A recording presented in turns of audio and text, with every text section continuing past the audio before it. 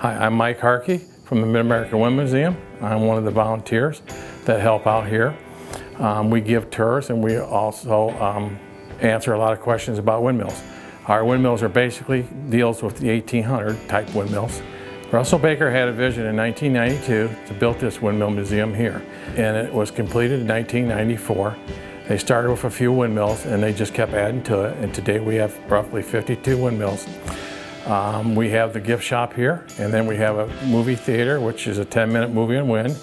So most windmills have this type of crank on it, and what I do is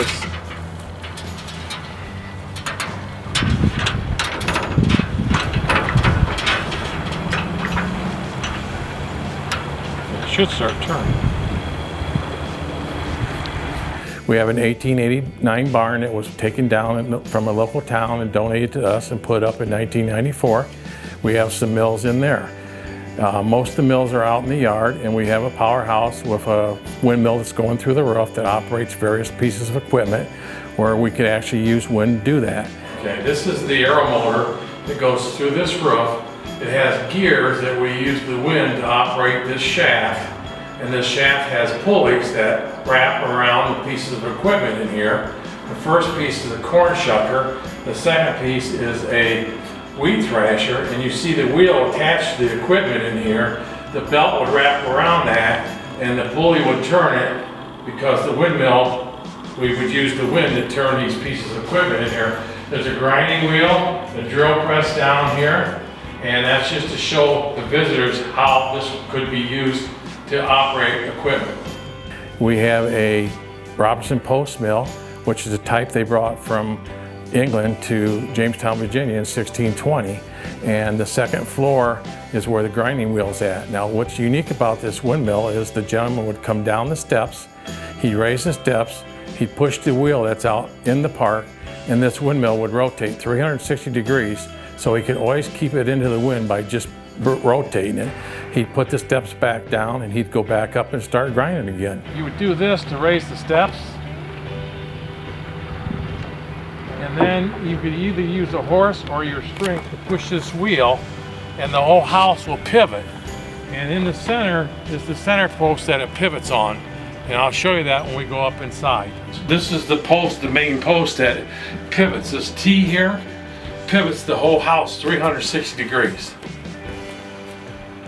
And this is where the flour would fall through this hole into this unit here. And that's the grind. You can see the gear, the wooden gear that turns the wheel. And then there's a vertical gear up there that would turn the grinding wheels. Now that was built in 1998 by a woodworker guild that does this type of stuff around the United States. It's all made of white oak. We do have different types of windmills, but one of the reasons we're here is there was 94 windmill manufacturers within an 80-mile radius of Kendallville, and the other one is right here in Kendallville today. They just celebrated 150 years last September 17th here on the grounds. It's called Flint and Walling. They made 11 different windmills, and they still are in operation today. They made their last windmill in 1954. We have all 11 of the windmills. Each windmill has its own plaque, and it tells all about the windmill. So once we leave the barn, the guests can go out in the park and walk around. We have a pond with an aerator in it that was donated to us by Flint and Walling. We do have Baker's Hall that was dedicated to Mr. Baker in his memory, and we have pretty much a wedding there every Saturday during the summer months, and we give them the keys and they set it up themselves the way they want. This picture here was done by our senior class in 1998 at East Noble High School, and it actually is the picture that came off of the Flint and Walling sales catalog, and it's a very unique painting where people take their pictures as they come through here, because we do allow pictures to be made of the different mills, and this painting is very well known. We actually have a windmill repairman. He lives south of Fort Wayne, and this is what he does for a living, not just for us, but for himself. And he's able to manufacture all of our parts.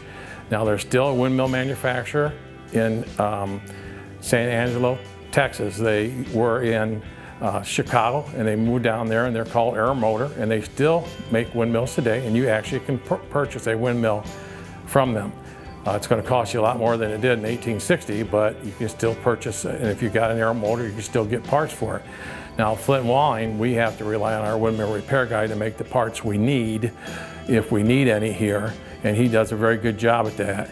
And he really does, on the side, go and repair other people's windmills. When we get calls that we do not or cannot answer the question, we give him his number, and he's able to call them back and help them out. What pulls it out of the wheel? That's the original star that Flint and Walling started with in 1878. They shipped that to 44 countries besides the United States. What it does, it needs to know when to slow down. So to slow it down, it collapses, it becomes like a wind tunnel. Then once it slows down, it opens back up by itself and it starts spinning.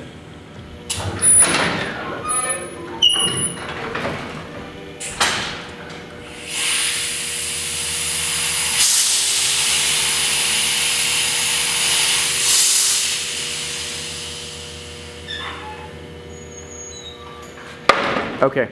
And we also have on the first 2 weekends of December, we shut down at the end of November, we open back up, and it's called the Windmill Wonderland. And everything is totally decorated from top to bottom, all the buildings, all the barns, all the mills. And Baker's Hall has a reception, and they have vendors in there. And Santa Claus, Mrs. Claus and Santa Claus comes. We can get as many as 4,000 to 5,000 people that bring their children, and their grandparents bring their children.